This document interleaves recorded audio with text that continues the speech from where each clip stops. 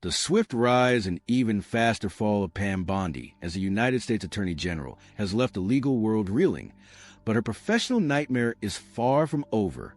While her record-breaking short tenure in the executive branch ended in a sudden firing by the president, the real danger is just beginning back in her home state. For months, Bondi was shielded from the consequences of her actions by a specific, controversial loophole in the Florida State Bar's regulations. However, as she transitions from a constitutionally appointed official to a private citizen, that protective barrier has vanished.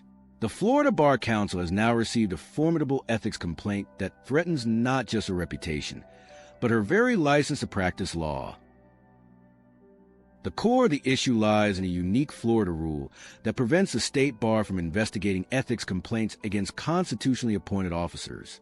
As long as Bondi was an executive official confirmed by the Senate, she was essentially immune to the bar's disciplinary reach. Legal experts note that this allowed for a period where unethical conduct could occur without the standard professional oversight that governs every other lawyer. During her time at the Department of Justice, multiple complaints were filed by various groups, only to be dismissed because of this technicality.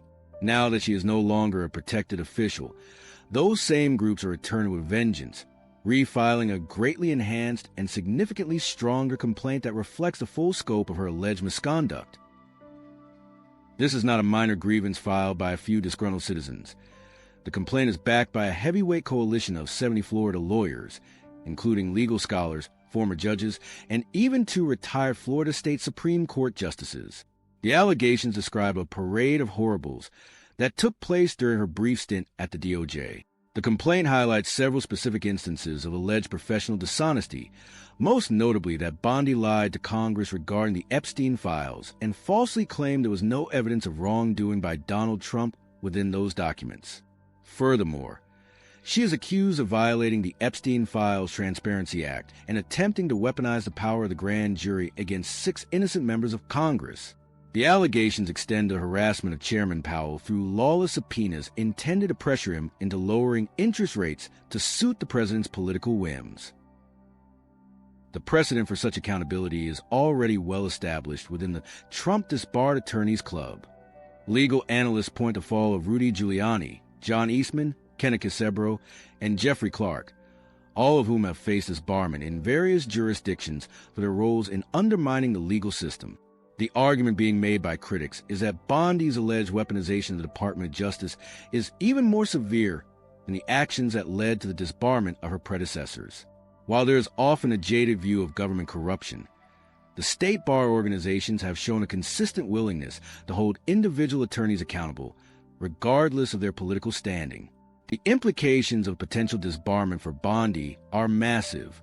If she loses her license, she is effectively barred from joining any respectable law firm or serving as general counsel for major corporations. While some believe she may still find a lucrative path in right-wing media or as a lobbyist for billionaire oligarchs, the loss of her legal credentials would be a permanent stain on her professional life. We may be living in a post-shame society where notoriety can be monetized through podcasts and clicks, but the legal community is signaling that we are not yet in a post-accountability world. As the Florida Bar Council moves forward, the case against Pam Bondi serves as a high-stakes test of whether the legal profession can truly police its own most powerful members.